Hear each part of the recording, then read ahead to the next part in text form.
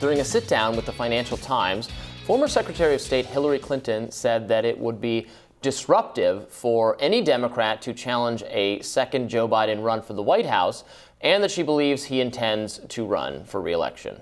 In response to the interviewer saying Democrats seem to be going out of their way to lose elections by taking up activist causes like the transgender debate and defund the police, she warned that America is on the precipice of losing our democracy, saying, "We are standing on the precipice of losing our democracy, and everything that everybody else cares about then goes out the window. The most important thing is to win the next election. The alternative is so frightening that whatever does not help you win should not be a priority." They always say the next election is the most important election. I was just about to say that. It's always the most important election. It doesn't matter what your issues are. You must vote blue. We're deeply in danger. Please vote blue. Not that I am saying that we should vote red. I just want to be clear. But that is always the And response. Republicans always say the next election is the most important election as well, and that socialism will take over the entire country unless we have another R. Absolutely. We libertarians are always kind of like, we're going to dislike this no matter what. Yes. So it doesn't seem that important because we were unhappy before. We're going to be unhappy again. We're going to be unhappy. I think it's a popular establishment Democrat Dem talking point to criticize activists and progressives. And I've said a million times, I do not know what they think they stand to gain by constantly criticizing their own voter base.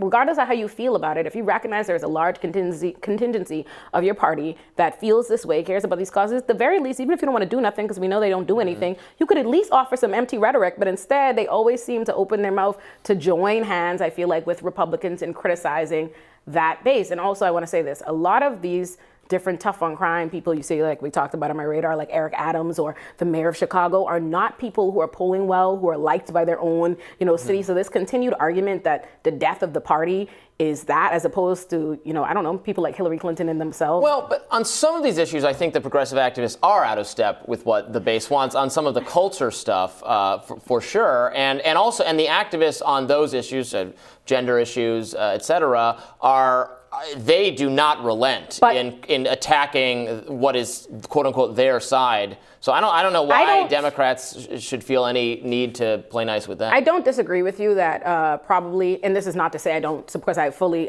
very much so are in support of transgender rights and everything they're advocating for, but I won't disagree that I don't think the largest contingency of America, even amongst Democrats and the left, are concerned with these issues, which is why I think it is probably a misstep to continue conflating what is large popular support amongst leftists and liberals alike when it comes to policing and these issues, constantly conflating them with these newer and maybe not as widely supported issues when it comes to like transgender activists and things like that. I think that's a mistake. Right. I would say that I'm a supporter of transgender rights, but I'm sure the transgender activist community would say like I'm a far right fascist. And sure. if my views are far right fascist, I think my views are probably pretty broadly represented among the general public, or if not more liberal than the general public on social issues. So I have to think this is like an 80-20 kind of issue, even among Democrats. If you're, for who's going to win the swimming tournament and that kind of stuff. But to speak to that, to constantly blame like those are the issues that the Democratic Party is facing, right? Let's pretend that I agree with them that these are Twitter causes and Twitter issues and stuff Twitter like that. Causes, that's what they are. Well, not that I agree, but I'm going to humor it, right? Okay. The average person,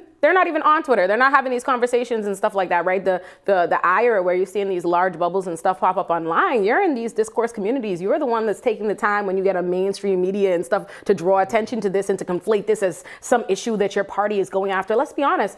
Most establishment Dems and the bigger Dems you see, do you see them talking about, transgender rights a lot? No, I don't see them being the particular, champions of these causes. No, you're right. But the media is the mainstream media, progressive media, loves the activist causes, is totally beholden to the activists. And there are woke kind of activist type stuff in the firm, in companies, not just on social media, but in places where other people work that are making life miserable for everyone by being so overly sensitive and insane. Again, I can't necessarily... That's my thesis. I can't necessarily agree with that, but I do think it is a mistake. It is a mistake. If you think something is somehow foreshadowing your party's causes or agenda, which you think would make your party favorable to people, which I say no. We gave you have. That's what they did. They rallied around Joe Biden, right? We need this moderate establishment. Then we gave it to you. We got it. We all got on board.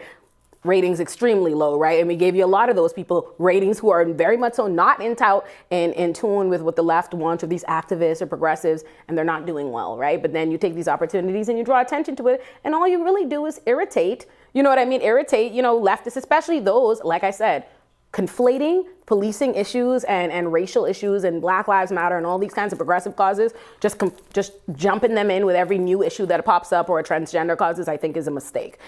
Here's a question I have for you. What do you make of the democracy in danger kind of framing? Is that really a narrative that is going to drive people to we're in danger of losing our democracy, so you have to vote, and you have to vote for Democrats, or else we won't have a democracy anymore? That seems like a very lofty, philosophical, kind of elitist concern. I don't know that is going to resonate with people, regardless of whether it's true. I don't know that it's true. I think we know it's a compelling narrative for Dems because they do it all the time, right? Like you see it. That's often the argument. And I think you saw the result of people really did buying into that when it comes to Donald Trump. And that's mostly because they've seen what they didn't like. You know what I mean? 4 years of Donald Trump, and people did run out to the polls to get rid of Donald Trump. So I don't think it is an ineffective. I don't think it's completely ineffective. But I think without like a boogeyman like Trump, like, clearly, in the record, I don't know if it's going to be as compelling here, but I don't disagree that I personally, I do think a lot of what's happening on the right is just open, unashamed bigotry. That's what I think. I do think there is a danger of you see what's happening with all these trigger laws. You see what's happening with Roe v. Wade. You see all the different things they're proposing when it comes to LGBT rights. You see the intention of increasing police funding everywhere, despite with these progressive movements. I do think you see a very concerted, deliberate effort on the part of the right to attack progressive movements in these marginalized communities. So I don't entirely disagree. I just don't think it's going to be as compelling now with this next election as it was the last time with Donald Trump. If Republicans are so crazy and so bigoted and so wrong, why are they more popular than ever? Why are they winning? You think the status quo? Well, the status quo has never been incredibly popular. Well, I'm just saying it's weird to say that they're not going to. The media, some Democrats have this special concern about Donald Trump stealing the election because of him making false election claims and trying to contest the results, even having lost. And so I think they think he's going to run again, he's going to be the candidate again, and somehow use the people who are loyal to him in the election kind of places he's installed them. But the far more likely outcome, the wildly more likely outcome, is that he just wins outright because Democrats are unpopular, or DeSantis, or whoever the R is, wins because Biden is extremely unpopular and everything costs too damn much. Listen, I'm not saying that there aren't legitimate claims. Like I said, I believe people didn't really vote for Biden. They voted against Trump. I think that's true. I think Democrats can be unpopular for a number of different legitimate reasons. That does not take away from the fact that many people feel very much so like what's happening on the right is bigotry. And to be honest, I want to make sure I make this point. Just because something is popular, it's in large numbers. Just because, there are lots of Republicans or a bigotry is popular doesn't make it not bigotry, right? And I think it's very interesting how in a country that incarcerates 2 million of its population, people have such an easy time believing that many people are bad, throw away the key, blah, blah, blah, blah, blah. But when you do the numbers on how many people will rally behind and support, bigotry and white supremacy and homophobia and all these different things, all of a sudden it's that many people can't be bad, that many people can't be bigots. I think it's inconsistent. It's an inconsistent argument. So that's where I stand. Well, but I think that's a losing argument for Democrats. I don't think but the reality is Democrats aren't making the argument, and that's what I'm saying. Democrats, let's not pretend like I speak for the Democratic Party, right? I'm not representative of the average voice in the Democratic Party. I'm sure they would call me a far left crazy, themselves. So let's not act like they're making it. They're making all these moderate centrist arguments that we keep insisting they need to make to do well and not, appease the crazies and the lefts and the progressives. But how's that shaking out for them? How's it going? Not well? It's not going well. Exactly. That we agree on. It is not going well. All right, well, tomorrow on Rising, we will discuss renewed gun control efforts on Capitol Hill. Be sure to like, share, and subscribe so you never miss any content. And for those of you who like to listen while on the go, we are now available anywhere you listen to podcasts. Thanks so much for joining us, and we'll talk to you tomorrow.